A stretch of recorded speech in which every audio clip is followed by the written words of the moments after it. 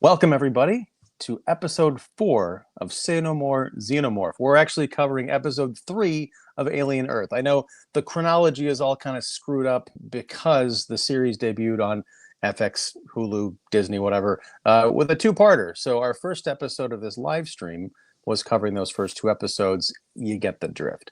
But we're going to be talking about episode 4, Observation, or Observations. I can't remember if it's plural or not.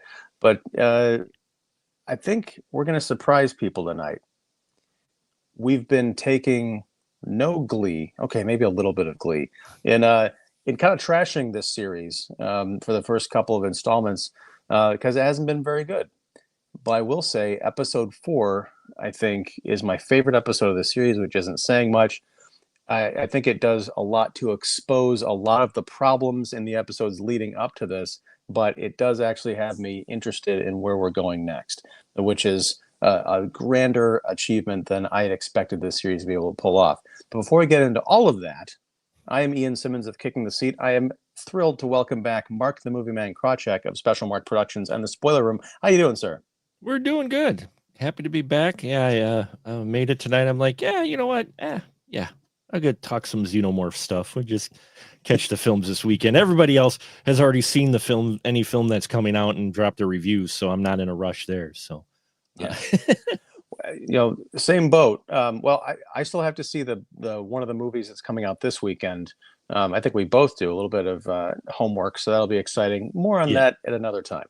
But yeah, also, folks who may have tuned in last night to our live stream about Eenie Meenie, you may wonder, well, if you tuned in, you know what happened. I have technical difficulties up the wazoo. My trusty laptop is now in the shop, so I'm broadcasting from my iPhone on a tripod. So the camera angle's all weird, the sound's a bit different, but hey, we're up and running and live. And again, special thanks to Special Mark over here for some invaluable tech support leading up to my taking the thing into the shop. So yes, you are truly a tech genius and a whiz, sir. Something, I'm not sure what, but I appreciate it. Thank you. But I'm just glad you're getting it worked out. So yes. All right. So I actually have come prepared this week with a synopsis of the episode. It's not as pithy as my synopsis of the first two episodes. It's more bullet pointy. But sure. I'm just going to kind of go through things in a sort of order. We open up with a hearing test where Wendy is in a lab because, of course, it was revealed last episode that she can hear the aliens speaking and kind of understand what they are saying, or at least interpret what they are communicating as some sort of a language and not just random, chitters. At one point, she's in her room with her brother Hermit, aka Joe. A very cute line. She said, "This is my bed. It's more like a charging station, but it's kind of like a bed." Later, we re-meet the eyeball creature, the little squid guy with the one giant eye that has several pupils like wrapped around it. Kind of creepy.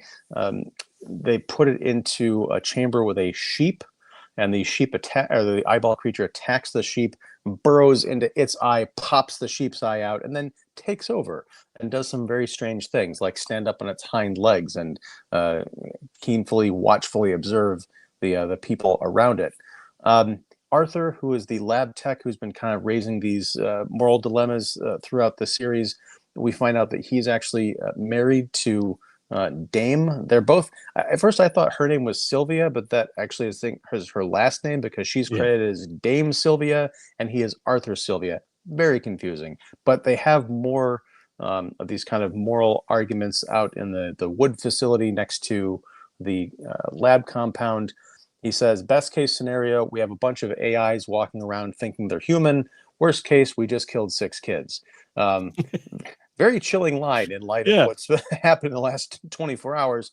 But Nibs, our redhead who was attacked by the eye creature in episode 1 or 2, she shows up and announces to Arthur and Dame that she's pregnant. And she knows that it's a girl, and the name is going to be Clarissa. Later, during a therapy session, Nibs attacks Dame in a scene, in a moment that's very reminiscent of Daryl Hannah in Blade Runner. Guards escort her back to her room, and Dame declares a quote unquote level 3 event. Later, Joe talks to Adam Eanes, who's the kind of the creepy bodyguard butler dude to Boy Cavalier, and announces he's quitting. He wants no more of this. He's going to take his sister and leave. And Adam says, well, you can do that, but the lung that we put back into your body, which is not, spoiler alert, the lung that has been infested with the xenomorph embryo, it turns out, that lung is property of Prodigy Corporation. So if he decides to leave, he's going to be billed not only for the lung, but also the trip off the island, et cetera, et cetera.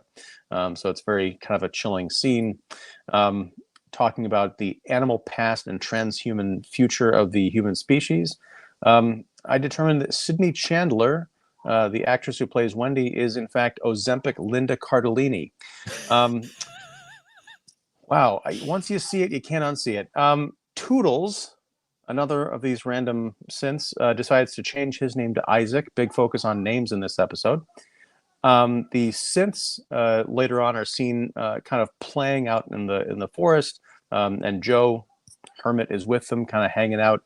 It's interesting to watch them play together because two of them are playing Jenga with these giant cinder blocks, and then they're also eating these flavor strips, which are actually lines of code.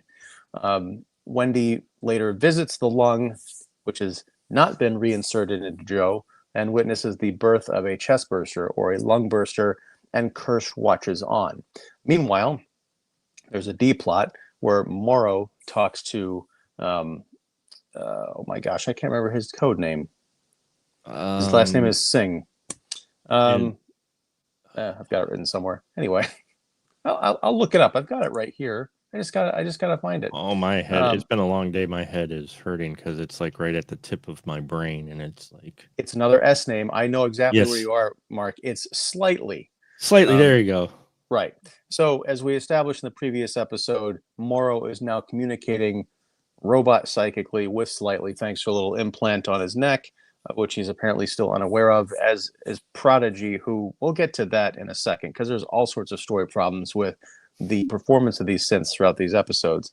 But Morrow essentially sends Slightly on a mission to retrieve an alien egg. Not the egg, but to get someone into the egg chamber, have them be impregnated, and then smuggle them out to Morrow. And Morrow's going to probably take them back to Utani.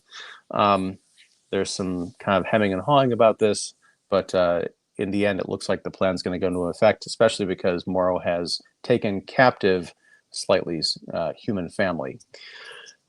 There's a lot going on in this episode, and it's kind of refreshing because it's not more people just like walking around and staring down dark corridors. Not a whole lot of rock music montages. There's some actual meat to the story, which I thought was very compelling and interesting, and made me want to see where this series is going. Unfortunately, because of all the contradictory story elements they set up in the first 3 episodes, I kept thinking, well, this doesn't make sense. How are they going to resolve this? This contradicts something from episode 2. It's very frustrating. I don't know what's going on with me, Mark. I feel like my consciousness has been downloaded into a body of someone who likes Alien Earth now. Because I just watched it today after I got home from work, and I watched him like, okay, this is meaty. This is what I was hoping for a little sooner. And I know our friend Sujiwa said that this is like slow cinema, but I'm like, they wasted 2 episodes. The first opening, what they could have done is easily done that for combined episode 1 and 2 into like an 80-minute premiere, or a 75-minute premiere. They could have trimmed it down, some of that extra. We didn't need the Victorian apartment scene, which ate up a lot. They could have done that in a different area, and you could have brought that together, and you could have easily made episode 4 episode 2, because this feels like an episode 2, or 2 into 3. This doesn't feel like the 4th one, because we're covering stuff now, and it's starting ideas and stuff that I was hoping they would explore sooner. I mean, our kid characters are no longer acting like kids, except for Slightly. Everybody else it seems to be getting used to their body, their roles, and finding their place and acting not like kids in a synth body. They're acting like people in a synth body.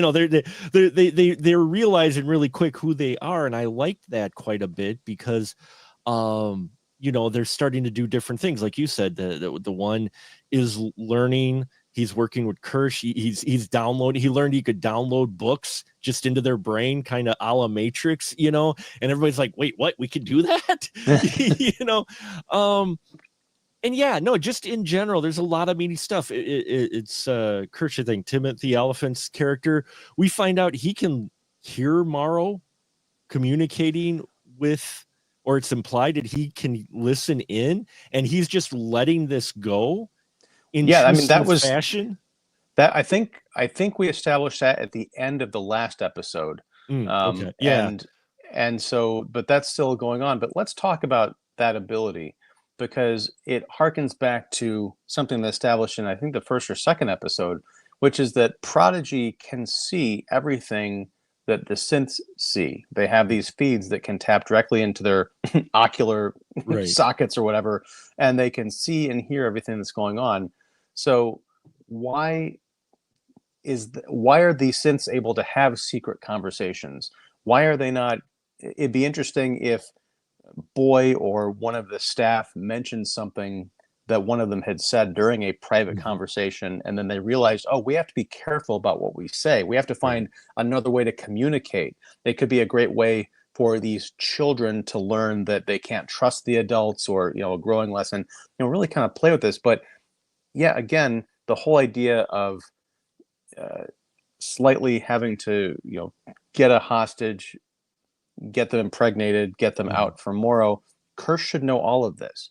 And unless it comes out that he's some kind of a model that was placed as a spy for Yutani, or he's got his own agenda, kind of like David from the prequel movies, I have to believe that Noah Hawley has some kind of a map for this. But it's, we're halfway through the series now. Right. And if it goes like all the other series, it's like the slow burn, and then it's gonna be balls to the wall gore and action for the last like 2 episodes at least. So you've got very little time to wrap all this stuff up while also expanding on the story ideas that you've introduced. It's concerning. I'm saying I liked this episode a lot, but it still filled me with too little too late. And that's where I'm at. I mean, I really liked the writing and where they were taking the characters. This needed to happen an episode sooner. They could have easily written this episode as episode 2 or episode 3 if you really want to. They could have done this a lot sooner. I feel that they did a little bit too much, especially in the first 2 episodes, going, oh, look, we're in the Alien universe, and look at all these references. They could have cut those down completely, because we freaking know you've got a Xenomorph. That's all you need. One Xenomorph. Boom. You're in the same universe. We got it. But they wasted a lot of time establishing stuff we already knew about the Xenomorphs. Now we're getting into stuff new. I was actually very surprised and happy that we, within the first 5 minutes of this episode, get the explanation of what happened to Wendy at the end of the previous episode. It wasn't like, oh, this happened and wow, mystery. Why did this happen? What, you've got this think tank of really smart people, and they actually show it. They're like, within 5 minutes, they're like, yeah, well, this is why this, and this. And you're like, cool. And then Boy Genius comes in and he's like, I want to hear it. And you're like, cool. And then she's calling back the alien and sounding like the Queen did in Aliens when she was talking a bit to the aliens, and that communication we've seen a little bit earlier, that noise that some aliens have made over the course of the series. So that got me excited, and yeah, it's real interesting. Nibs is going crazy. Nibs is a good example of someone not getting used to being a human in a synth body, because she was a little young and she had that near-death experience with the eye. because no, she's not pregnant, because like you said, she at first goes, no, I'm sure it's a girl and I'm going to call her this. But then in the therapy session, she drops and goes, well, if it's a boy, I'd like to name it Isaac, or I think, or something, or Travis or something. And she drops that line. So she's just gone off. That's what I think is that level 3 alert, is she's one that is just not adapting. Well, but that's also an interesting point, because if she's experiencing a level 3 event and the episode opens with Wendy having to get a tune-up because she's had a malfunction, to me, a level 3 event should indicate to Boy and his entire top-ranking staff, we need to put all of these synths in lockdown, because within 24 hours, we've had 2 technical malfunctions, one of which is life-threatening to, when she attacks Dame in that therapy session. Like, what is going on here? There's no sense of control. I mean, this guy is a genius. He's supposed to be, the world's first or youngest trillionaire, but I don't see how, because even the people working for him, the one guy who seems smarter than everybody else, the Arthur, is kind of a jellyfish, but everyone else is like these kind of yes men. So how does anything get done around there? Well, the way I would explain that away, because I was wondering that at first too, but we get the most prime example here. I mean, they gave hints of it with Genius Boy, as Wendy calls him. You get hints of it up until now, but now this is where we really get the idea that his curiosity is actually his biggest drive, because he's fascinated by the aliens and that, and he wants to see, he doesn't mind the chaos because he wants to see where it goes. His brain, he's so bored that he is putting caution into the wind at some point for some of these things, where a lot of people are like, he's got a couple people, like you said, who are saying, dude, these are expensive models. What are you putting them in? And he's like, oh, I want to see what happens. He's that type of guy.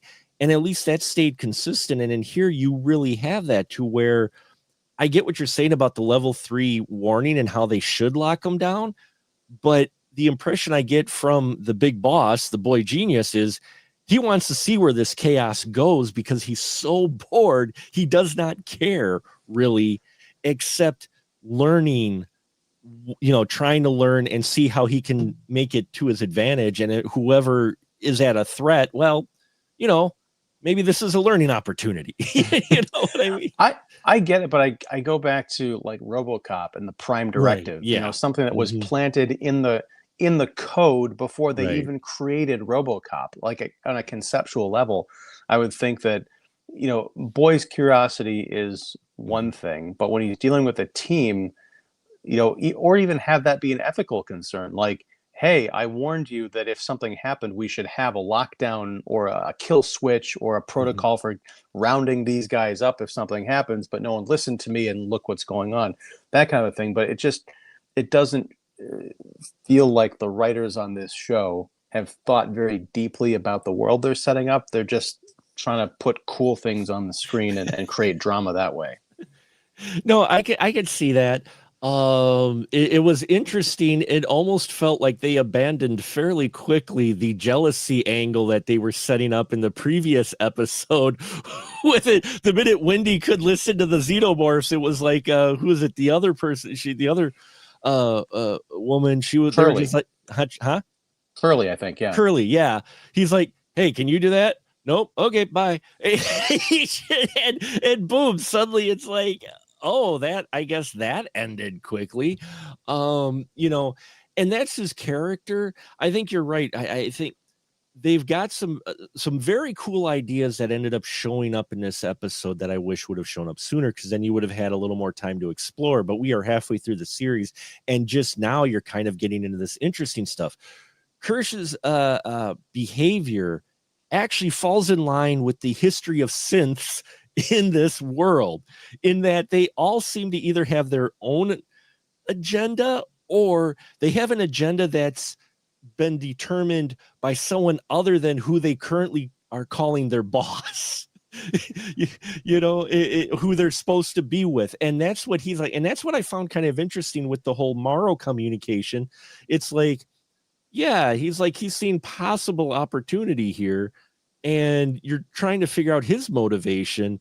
You get the idea he clashes a bit with Boy Genius. I don't know if it's because Boy Genius makes him feel inferior, and he really realizes, you know what, I'm not really, because I don't feel emotions like you dumb humans. But it's a very interesting dynamic that they've comes through here. It is, but it just, again, it raises a lot of questions, because is Kirsch, and I know there's like three types of these things. There's like the android, the cyborg, the synth. Which one is the android is like the fully like robot, right? That there's no human component to it. I think the cyborg is what Morrow is, because he's a person who's had enhancements, and the synths are human consciousness in robot bodies. Right. Kirsch, I feel like, is being presented as an android, because it's established that the synth experiment with the kids was the first time that it's worked. I'm wondering if Kirsch might be a cyborg. Like I Morrow. thought about that. Yeah, I thought about that too. A little more controlled than Morrow, but at the same time, I thought about that too, that he could be a cyborg playing either a synth or an android. Yeah, because I'd have to go back and watch the episodes, which I'm not going to do, to find out if they actually explicitly call him out as being an android, like a fully cybernetic, being who's controlled ultimately by. If he was a cyborg, though, a human with computer components, I think the eggs would have reacted to him. So we know that he's probably not that, because if you're human, they tend to react. Though they didn't react with Morrow either. Now that I think I was gonna ask. I can't remember that scene where they were in the chamber together, if one of them opened up or not. I don't know. I don't think I remember one opening up for Morrow. So it's hard to say, but just the idea at the very end too, we finally get something new yet familiar with the aliens that we were hoping to get in a show called Alien Earth. We finally get something with the chest burster and Wendy, who is able to make these noises. And I'm glad the noises thing wasn't like a gimmick and then they just abandoned it. I'm liking how it's becoming more and more kind of like this component with this breakthrough with the xenomorphs, and I'm finding that part interesting, even though it was just a little brief at the end. The way they ended this, I felt like Kirsch, who was observing from afar through the window. I'm like going, okay, that's pretty cool. It is cool, but again, the same with the Morrow and Slightly situation. He seems to be, he knows all the angles, because he's operating on these eggs. He's implanting the lung with the baby, xenomorph. He's listening in on the Morrow Slightly conversations, and he's watching the lung give birth to a chest burster. I'm getting really impatient, wondering what the hell his deal is. and also, he's the minder of these synths, but he's also in control, allegedly, we think, especially if he's an android, of the Prodigy Corporation. So is no one monitoring his brain and eye activity? Like, hey, what were you doing? You were very clearly listening in on a conversation between two people, one of whom we know escaped from that crashed ship. Hey, we just watched you watching the hatching of a xenomorph, and you didn't call anybody. And Wendy's petting it now. What's going on? Kirsch, you want to maybe have a little interview with us, pull over and tell us what the hell's going on? Because that's what I'm wondering watching the show. Yeah, and it is a show, so we kind of have to wait for the motivation. I think his motivations are going to come out, I almost want to say the next episode, because with the 4 left, they've got to go. I mean, it's already leading to the fact that what's his name is going to use the brother as the host for. I'll be surprised if they don't, but it's pretty much leading to like he may at least try to use the brother as a host for a Xenomorph. And I kind of hope you're wrong, because I do too. Because to me, that whole thing with the lung seemed like the writers doing a big attempt at a misdirect. Yeah. Because last episode, like the episode beforehand, I think is where Joe got attacked by the alien. It took out his, it swiped the tail through his lung. In the last episode, they took the lung out, put it in the bacta tank, and then impregnated it. So everyone's assuming, oh, they're going to put the lung back in Joe and it's going to hatch. But no, that lung is still in the bacta tank. They gave Joe a new lung. But in the next episode, if Joe ends up becoming the host for this thing, like for an alien egg, and a chest burster comes out of him eventually, then it's like, well, they were already setting that up. It's like, you're going to end up in the same damn place. Stop yanking me around. Yeah, that's true. No, I mean, I hope they don't either, but it just felt like they were leaning towards that angle with the, the tension that we were seeing develop between Singh and the brother. Why does he get to stay? Where's my brothers? I mean, he's, Well, and that's also another interesting thing we're starting to see. But again, I don't know. I feel like I need to go back and watch these episodes and pay more attention to some of the dialogue that seemed kind of superfluous, but now might be coming into play. And I admit that's my fault. But since the children were put into these bodies, but people aren't supposed to refer to them as, non-humans, right? Or to talk about the fact that they're not humans anymore. They cut all the ties with their families. Some of them seem to know that they had funerals. But did they not wipe that or compartmentalize that part of their brains where, they should talk about their family lives? Yeah. or is that possible? Right. Because it should be possible, because one of the things this show hasn't addressed is, are they still humans, or was their brain and their consciousness downloaded and turned into a bunch of ones and zeros to fit inside these robot bodies? Because if that's the case, then it'd be interesting to see them, like Prodigy, going in and tinkering around, like erasing bits of the new code, so that they just can't remember anything from beforehand. And maybe someone forgot to, or they're like the drive got corrupted, so that's how they're able to remember that they had a family. Something like that. But if we're talking about souls walking around in robots, that's an entirely different other TV series, and it's called Blade Runner. It is called Blade Runner. Actually, I think I realize now, though, the kids with the bodies with the android or synthetic bodies with the human download consciousness are actually hybrids. Synths are actually what we would consider androids, and then cyborgs. So the kids are hybrids. Synths and androids are used interchangeably, so it can be confusing. So Kirsch is an android, aka a synth. That's what they're. Right. That's what they're the bodies with the AI brain. And then Morrow is the cyborg, obviously, and then the kids are the hybrids. But it is hard because they use terms interchangeably within the show, and it's like to describe things, and you're just like, wait, which is which? But yeah, right, because the hybrids are also synths, because their bodies are synthetic.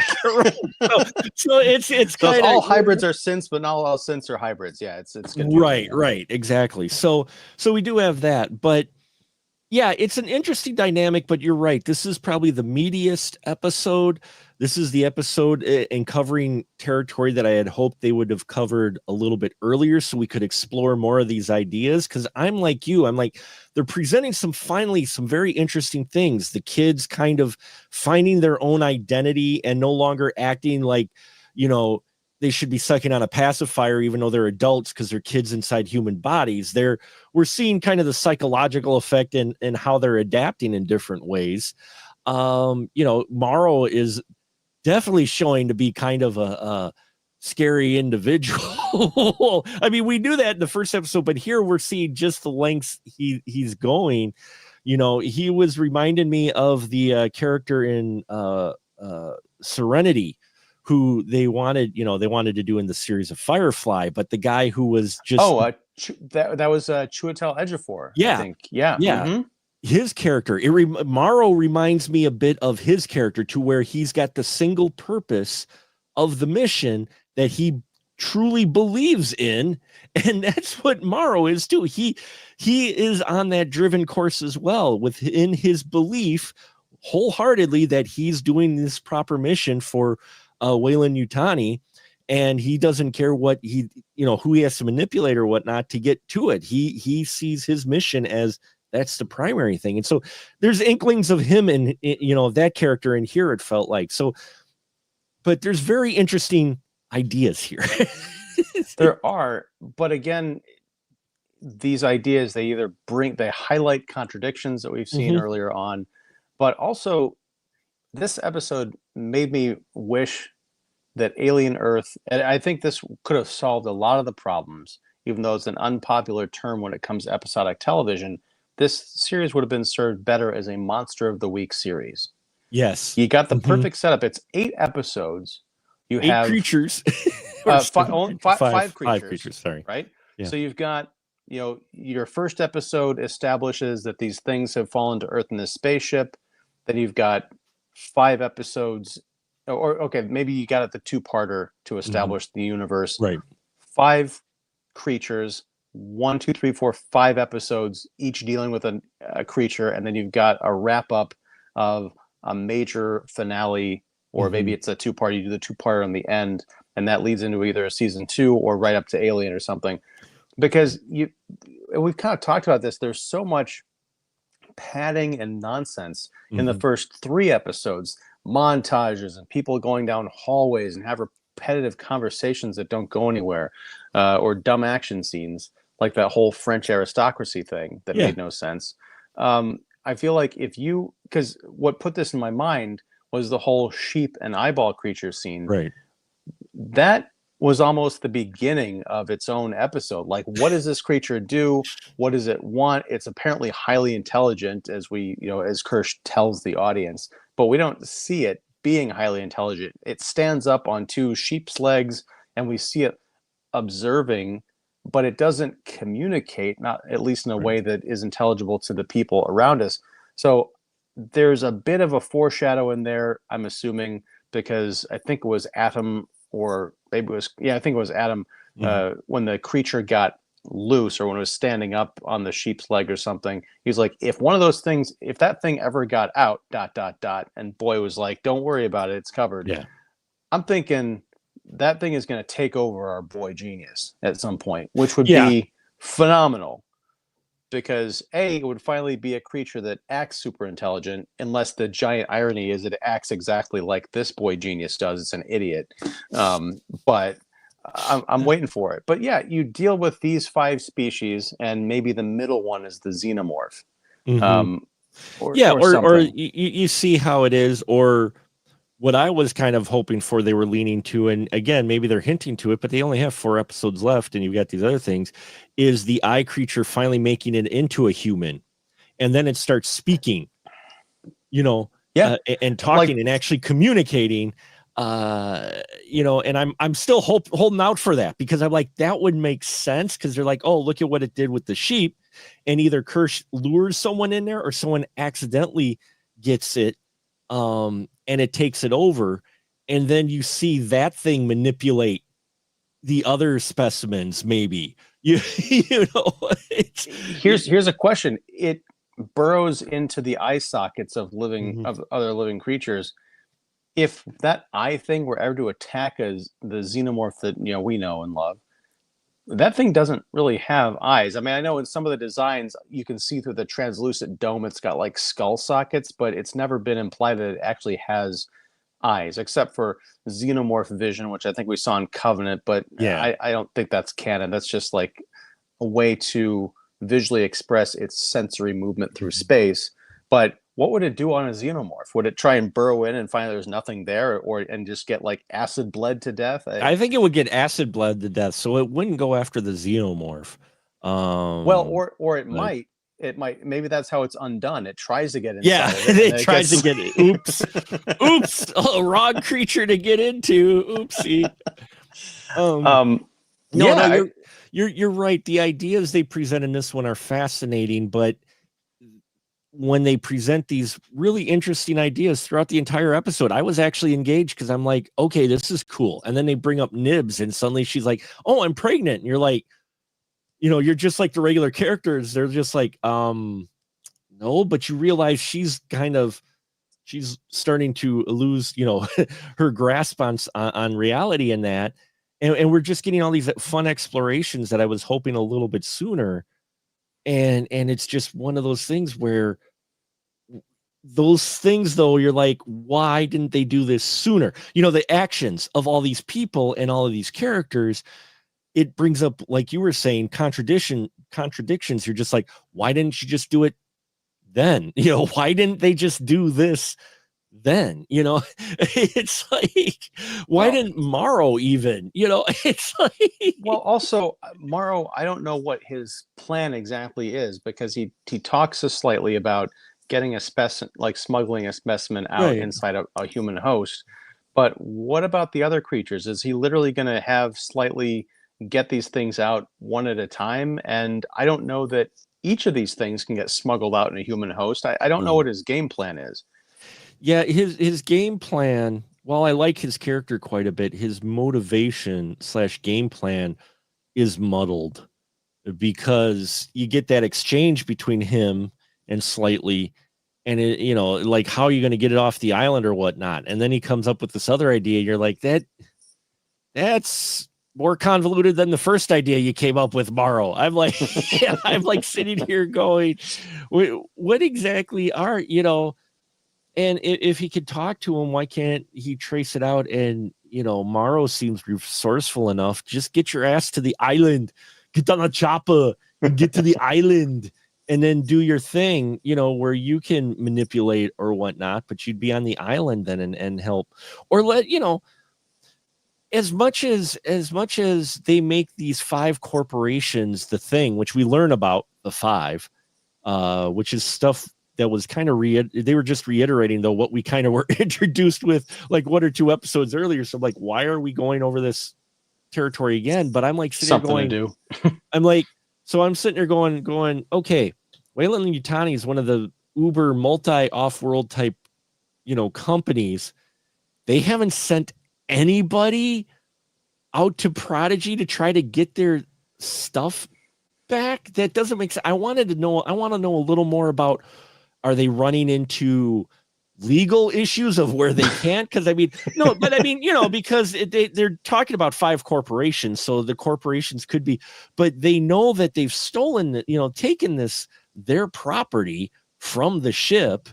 And it just seems like Weyland is just waiting for Morrow to do this. And I'm like, something, especially if we know what the Xenomorphs can do, and apparently Weyland-Yutani knows what the Xenomorphs can do, they're not putting more effort into retrieving this stuff. What's going to happen is, because much like Prodigy, we never hear about any of these other corporations. The only corporation we hear about in the rest of the franchise is Weyland-Yutani. Right. So we've all kind of joked / prophesized that this series is going to end with Prodigy Island being nuked, to protect or cover up all of its secrets, and so that it makes sense that no one's ever heard of this alien before the Nostromo incident. Right. I feel like at the end, Ms. Yutani is going to show up with a fleet of different ships and soldiers, and they're all going to have different corporate banners. They're going to announce that they have subsumed all the other the other 3 corporations. And she's going to talk to Boy, and she's going to be like, this is a hostile takeover, and then nuke the entire island. This is a hostile takeover. They thaw out Arnold, and he escaped from the ship of the Predators, which don't even get me started on that. Killer of Killers. Oy. Well, I still have to watch that, and then we've got the new movie coming out in November. Well, okay, one thing I want to mention, they don't really show it that well in the series, and I think it might be on purpose. Not that it's a misdirect, but it's going to be a reveal that's right out in front of your face the entire time if they go this direction. But whenever we get a shot of Morrow's cybernetic arm, the thing that can kind of shapeshift into different weapons, it looks kind of silvery and kind of, it looks weird, but we never really got a good shot at it. There was a behind the scenes thing, I think I saw it on Facebook, with Babu Sise, who's the actor who plays Morrow. And it was behind the scenes stuff of him wearing the prosthetic. It's not all CGI, at least not the stuff where he morphs into a gun or a blade, obviously is. But they built this really cool looking prosthetic overlay for his arm that looks like Giger's drawings. It's got that biomechanoid kind of feel to it that's exactly the same as what we see in the alien skin. Complete with almost like a translucent dome layer over the entire arm. So I'm wondering, he's a cyborg, but is he a cyborg using human and technology and possibly xenomorph? Because he's a product of Weyland-Yutani, and he is. We know that this takes place after the events of Prometheus and Covenant. So there's a David connection in there or something. I don't know. Yeah, there might be a David connection in here. It'll be interesting to see if they decide to spend a little bit of the end of this series once again trying to put out connective tissue into the universe, which I hope they don't do, because I'm like, okay, we got enough of that in the first 2 episodes. I want this new story. I mean, it's just like the Star Wars stuff. Let's face it. They sat there and go, oh, we're going to do a Star Wars story. Rogue One, a Star Wars story, but then Solo, a Star Wars story. Yet they refer back to so much of the other previous properties that you're like, this isn't a standalone thing. And while it's in the world, I get it. In this, though, they have that opportunity, and I'm hoping with what after this episode that it's kind of a jumping springboard, and they kind of, it feels like they're riding the ship a bit, but I gotta wait till episode 5 to see, okay, are you going to actually carry these ideas out further than an episode? Well, or are we going to fall back to eventually, like you said, the last 2 episodes being like some fan service type of thing again, to where big epic battle and, oh, look, Xenomorph, and oh yeah, we're just erasing everything, and you're just like, okay. But they do name the other corporations in this, which I appreciated. I was like, okay, so we get all the names of the other corporations in this. Yeah, but one of them wasn't Tyrell. I was so disappointed. One of them wasn't Tyrell. I was disappointed as well. But maybe Tyrell got bought out. I don't know. But there you go. That's what it is. But no, the other thing about these Monsters of the Week idea is we've only been concentrating on the Xenomorph and the little eyeball creature. We still have the tick kind of monster that took out those 2 guards in the first episode. We have the giant plant thing that hasn't hatched yet, and we have the 5th species, which we haven't even seen yet. So unless they're building all that up for season 2, or they're gonna start fast forwarding it through episodes 5, 6, 7, and 8, like I feel like we run into this, and that's one of the reasons that I stopped doing these weekly shows for Disney things, is because they always run up to, okay, we've got all this stuff building up and we've got 1 episode left, and it's either going to be a 3.5-hour finale or it's going to be a 45-minute finale where nothing gets resolved. Yeah, that's the only problem with that, and it all depends on their approach of what they plan with the series. It'll be interesting to see where they take it. Again, questions that came out of this one, that stuff that I'm actually very interested on, is seeing Nibs go completely apeshit.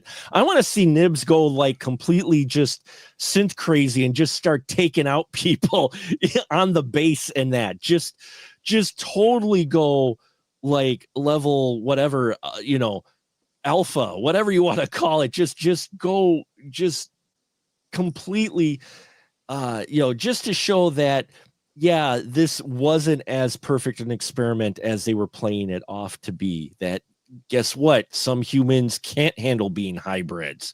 I mean, Wendy is a human that can be handled hybrid, but not all of them are, kind of, and Nibs seems to be the one that's worse. So I found that fascinating. Kirsch's motivation, I'm interested in seeing. Like you said, the other aliens, I'm hoping we get an eyeball and a human so it could start talking, because I'm really fascinated by the eyeball alien. I'm like, it's cool, and it always seems to pick the left eye. So Yeah. they Did with the cat, yeah. they're keeping that consistent as well. It went after Nib's left eye when it first attacked. So I'm like, I love it, that behavior and staying consistent. So yeah, there's a lot of nuggets in here. And then of course at the end, Wendy talking to a chest burster, and the chest burster kind of like, oh, mom, kind of, and I'm like sitting there going, well, that's a pairing I don't necessarily would want to see, because Wendy suddenly, hey, look, I got a control of a xenomorph. Screw you guys. Yeah, that I liked seeing the xenomorph. I'm particularly fascinated by the chest burster in terms of design and movement and everything. But yeah, people are posting memes already of Wendy looking at the chest burster, but it's the chest burster from Spaceballs with the hat, the K, and everything. Well, what I liked is the design of the chest burster. Then it shows that it stays pretty consistent in its second form before it grows into its final form, basically. And maybe it picked up the DNA from the lung, and so it'll become the xenomorph we all know. Please, no dog xenomorph. I'm sorry. I know people defend Alien 3. I can't. I'm sorry. But I'm back and forth on Alien 3. I like it more as an idea than an actual execution. But no, this Xeno, it is a chest burster similar to what we've seen. It looks more snake-like because the arms aren't extended, but the arms are curled up very close against its body, it's a design that we've seen before. But this one, in keeping with the treatments past, it does look slightly different, kind of each time we get to see one, which is kind of fun. Yeah, what was I going to say? I do not remember. I didn't mean for you to lose your place.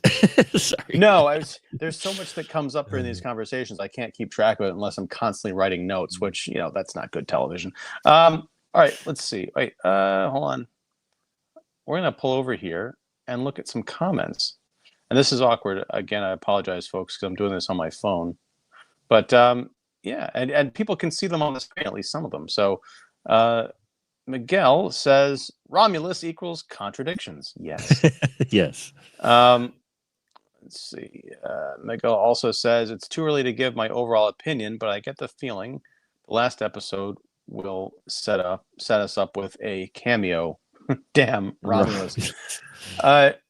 Well, yeah, and fortunately, there's alien between this and Romulus, so we won't be going to see what's her face. Oh, I remember what I was going to say. There's a missed opportunity here, especially fans of Romulus, both of them, will appreciate this idea. The scene where Nibs attacks Dame in the therapy session. Yeah. Arthur should have walked in at that moment and said, "Get away from her, you bitch." Because that would have just been perfect. You have the rule of three. Worked. Yeah, the rule of three. There you go. Sure. I feel sick to my stomach now just putting that out in the universe. Sajio is joining, and he says, when will the kids discover dating, and when will this show turn into a teen romantic comedy? Well, up until episode 4, I thought it was one of the funniest things I've seen in years, so maybe we're already there. Can the robots have romantic relationships? Probably. The hybrids probably, yeah. Becomes a bit problematic unless we're going a Wonder Years route, because they're in adult bodies, but they are still like between 10 and 12 years old. I think Wendy's the oldest at like 12 and a half or something. It'd definitely be awkward. Yeah. The show is kind of wait, hold on a second. Sajiwa. Wait, what? The show is kind of boring, so kind of a nice as a chill show, but really it's like a DVD extra show. Oh, hey, here's some past details that are not super interesting, but chill show. Okay, so we're getting there. We're working on you, Sujua, because this is where we've been like the entire time. I don't feel a great need to watch beyond episode 4. Wait, this was the man who was saying that, oh, this is slow cinema, and I am interested in. But hey, it doesn't matter how you got here. You got here, and we're happy to have you, Sujua. We love you, Sujua. We're just. Well, I'll make you this deal, Sujua. If you want to stop watching now that we've reached episode 4, you can stop watching Alien Earth, but come back and watch our recap, and maybe we can talk you into going back and revisiting it. Much like you're reluctantly dragging me back into the world of Hong Sang-soo. Look for that episode coming in the next couple of weeks. Mark, is there anything else? I feel like this can be our shortest episode yet, but I feel like we've covered everything. Is there anything we're missing? No, I think we've covered pretty much everything, all the major points in here. Again, this seems like the actual starting point. They could have done this a little bit earlier and then expanded on some very interesting stuff they present here. With 4 episodes left, there's still a lot of ground to cover, and it'll be interesting to see where they take it. I unfortunately, like a lot of these streaming shows, it's going to be a coin flip. The finale, like you said, Ian, is either going to resolve everything in like lightning speed, or we're going to resolve nothing. And so you'll have to subscribe to the channel, to the service, and wait, 2 years for the next season. Yeah, it's a problem. I mean, people are complaining about like with Peacemaker, because that was 3 years ago. I don't watch that show, but I know people like, well, this show season 2 came out 3 years ago. I think there was a similar gap with Wednesday, like 2 or 3 years. Yeah. There's a 2-year gap, I think it is, with Wednesday, and that gets problematic when you're dealing with young kids. Now here, at least you have adults playing kids, so you don't have quite that Stranger Things problem, unlike the one where it's like, oh yeah, it's only been one summer, but all these kids look like they've aged 3 years because, well, they have aged 3 years. Maybe that's the stroke of genius. They're making a show. Maybe they pitched this initially as like actual kids cyborgs, but they're like, no, we're not guaranteed to have this stretch out, so we'll just put them in adult bodies because no one's going to notice the change. Yeah. Wow. I think we stumbled on a scoop. Yeah, we did. But yeah, overall, long story short, too late, I know, but I'm intrigued to see where I am slowly optimistic, but very hesitant to actually say, okay, it's really picked up now until the next episode to see what they do with the next episode. If they suddenly go, all these threads they started in 4, they end in 5. Episode 5, I will be disappointed, because I think there's some intriguing places they can go now after this. Whether or not they actually choose to go those places, though, and instead fall back to, hey, look, more alien stuff that you've seen before, then I think that'll be a disappointment. So it's hard to say. The one bit of like nostalgia bait, if you want to call it that, or member berries that I saw in this episode that really drove me crazy, is in the therapy session with Nibs. She's got this stuff like bird toy that she keeps fondling, and she keeps like having to go like shaking its head back and forth, and like that looks like the little water bird thing at the beginning of Alien, the little toy that's kind of bobbing up and down. Like, I see what you're doing. So yeah. The show is in my good graces. I wanted to say back in my good graces, but it wasn't really there until now. So we're going to be back next Thursday, September 4th at 8:30 p.m. Central, hopefully with a repaired laptop. Although I feel like we've made this work. Yeah. To talk about episode 5, which I believe is called In Space No One, or In Space No One Can Hear You Scream, or something. Something alien-ish like that. Yeah, that's what it's called. So hopefully it's not, but with a title like that, I hope it's not a flashback scene to where we see how they acquired the specimens. That would be a mistake. Oh no. Did you read the synopsis? I just read the synopsis because I wanted to see on IMDb if it was really called In Space No One or if it just got cut off. But it's called In Space No One. Here's the synopsis, Mark. Ready? An outer space vessel in peril leads to a dangerous reckoning. So I think this might be our Maginot flashback episode, if I had to guess. Damn it. All right. Yeah. Hey, maybe we're wrong. I hope we're wrong. I hope we're wrong. Maybe there's another space vessel that has a different 5 alien species in it that we're going to visit. And they crash into Yutani Island, and then they do a swap. Yeah. All right. Well, thank you, Mark, for hanging out.